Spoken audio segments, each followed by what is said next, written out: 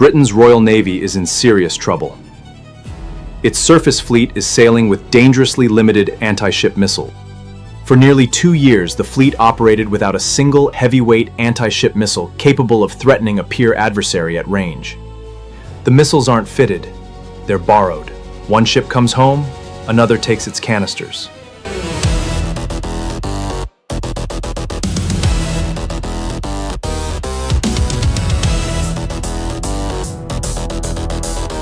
September 2025. HMS Somerset fires the Royal Navy first naval strike missile during a NATO exercise off Norway and Andoya coast. The freeze-frame moment is historic not for what it achieves, but for what it reveals. For nearly 2 years, from December 2023, when the obsolescent Harpoon Block 1C was finally retired, until September 2025, the Royal Navy surface fleet operated without a single heavyweight anti-ship missile capable of threatening a peer adversary at distance. Harpoon had been extended past its 2018 retirement date repeatedly because no replacement existed. In that 21-month gap, British warships sailed the world oceans as expensive, well-defended targets, unable to sink an enemy vessel at range. This is not a procurement footnote. This is the most damning indictment of British defence procurement in a generation. The Royal Navy did not stumble into its anti-ship missile crisis. It walked there deliberately, with eyes wide open. Harpoon Block 1C, a missile designed in the 1970s with no modern data link and a range that China PLAN considers point blank, was originally scheduled for retirement in 2018. The Ministry of Defence extended its service life repeatedly because no replacement existed, first to 2020, then to 2023. By 2019, the MOD announced the interim surface-to-surface guided weapon program, a £200 million plan to purchase off-the-shelf missiles for a small number of Type 23 frigates. Even then, the program was designed to be minimal enough for a press release, not enough for a war.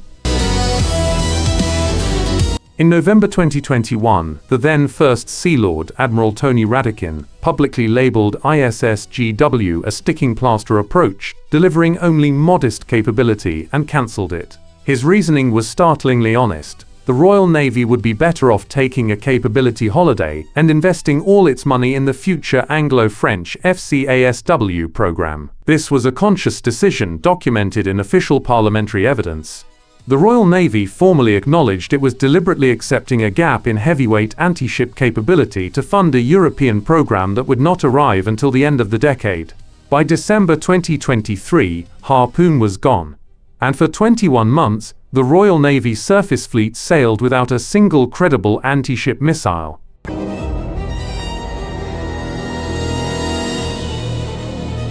On the 23rd of November 2022, the Ministry of Defence announced the Royal Navy would acquire the Naval Strike Missile. The press releases celebrated a potent new capability and strengthened defence ties with Norway. But buried in the fine print was a number that should have prompted national scrutiny: 11.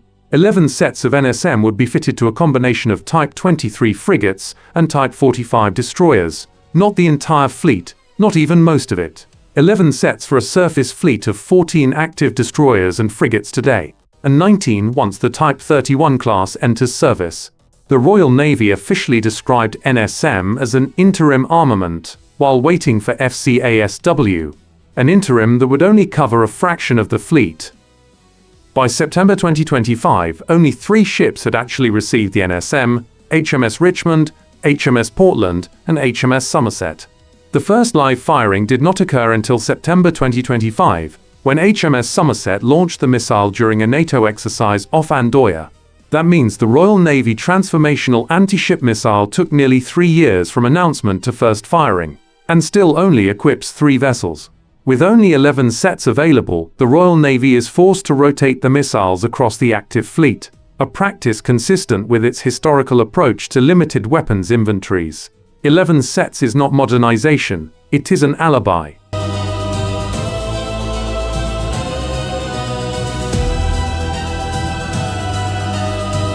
The NSM limited rollout is compounded by a deeper architectural problem. The Royal Navy surface fleet was not designed to carry it effectively. NSM is a canister-launched missile. which means it sits exposed on deck rather than in protected vertical launch cells.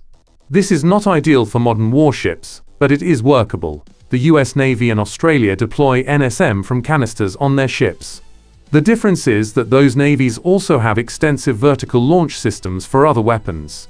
The Royal Navy does not. The Type 45 destroyers are equipped with the French Silver A50 VLS, primarily for the Aster air defense missile. There are currently no plans to integrate NSM into these cells. This forces the Type 45 to carry NSM in deck-mounted canisters, which are vulnerable, reduce stealth, and occupy valuable deck space.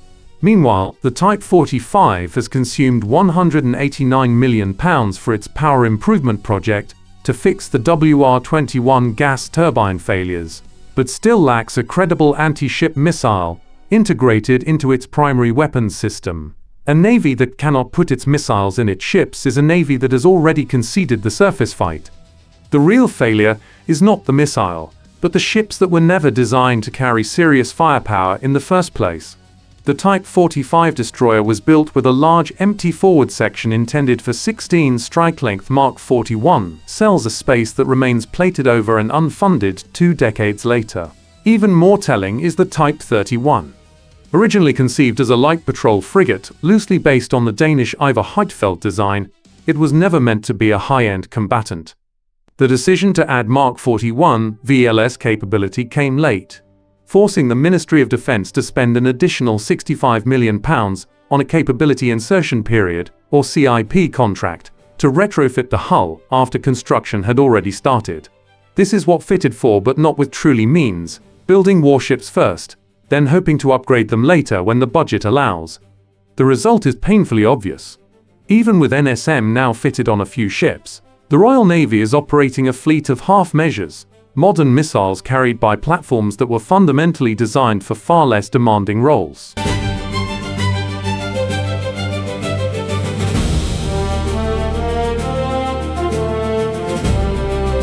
The official excuse for the NSM limited purchase is the Future Cruise Anti-Ship Weapon Program, the Anglo-French successor to Harpoon, Storm Shadow and Exocet. According to MOD planning assumptions, FCASW is intended to enter service with the Royal Navy in 2028 for the land attack variant. However, industry observers are deeply skeptical that even this date is realistic, given the program complexity and the UK history of procurement delays. The anti-ship capability is expected to follow later, with the risk of further slippage remaining high. The MOD has admitted that FCASW is being developed under the Lancaster House Treaty, a bilateral agreement with France designed to sustain the European missile industry. The program is not just about weapons, it is about preserving around 200 highly skilled UK jobs at MBDA facilities in Stevenage, Bristol and Lostock. This is industrial politics masquerading as military strategy. The Royal Navy deliberately chose a capability holiday to protect a European collaboration that may not deliver a working anti-ship missile for the better part of a decade.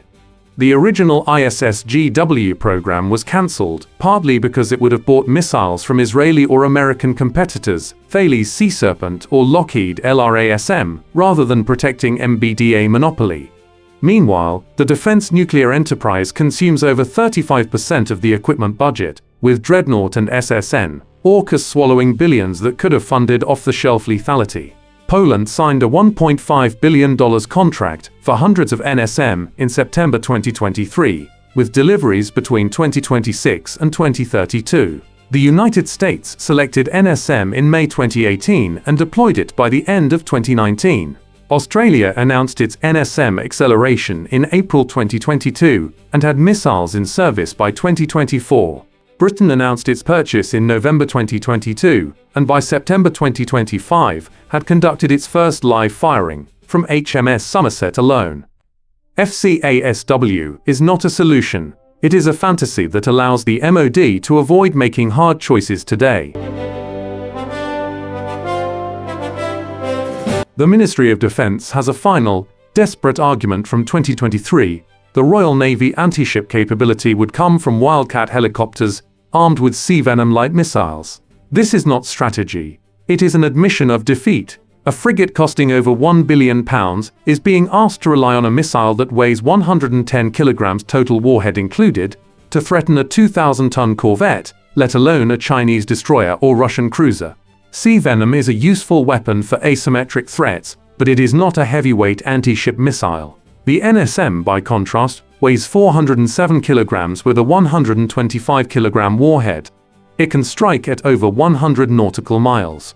Sea Venom range is a fraction of that. One is a weapon of war, the other is a weapon of last resort. The MOD knows the difference. Meanwhile, the Royal Fleet Auxiliary, the operational backbone for any sustained deployment, could only cruise 6 of its 9 support ships as of mid-2026, further undermining the fleet's ability to project power independently. The broader implication is devastating. A navy without credible anti-ship missiles cannot fight an independent surface action. It cannot threaten an adversary fleet in the Indo-Pacific or the High North. It cannot operate without relying on the United States Navy to provide the heavy lifting in any carrier strike group. The Royal Navy has effectively outsourced its surface lethality to allies, while waiting for a European program that may never arrive. This is not a temporary gap. This is a doctrine of poverty, a deliberate choice to accept strategic weakness, rather than make politically difficult procurement decisions. The Royal Navy is not short of technology. It is short of courage. 11 sets of NSM is not an interim solution. It is a confession that Britain no longer intends to fight its own wars at sea. The Royal Navy anti-ship missile crisis is not a procurement footnote. It is the perfect symbol of everything that has gone wrong with British defence since the Cold War ended. A navy that once ruled the waves now cannot sink a peer warship without asking for help. A procurement system that prioritizes European industrial politics over operational lethality has left the surface fleet toothless at the exact moment when China and Russia are building arsenals of advanced anti-ship missiles. The NSM is an excellent weapon, but 11 sets for 14 active warships is not a capability.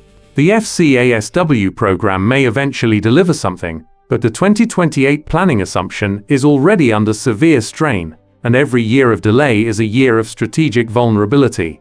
Britain has chosen to be a guest in its own fleet, reliant on allies, for the lethality it refuses to buy for itself. That is not strategy, that is surrender by procurement.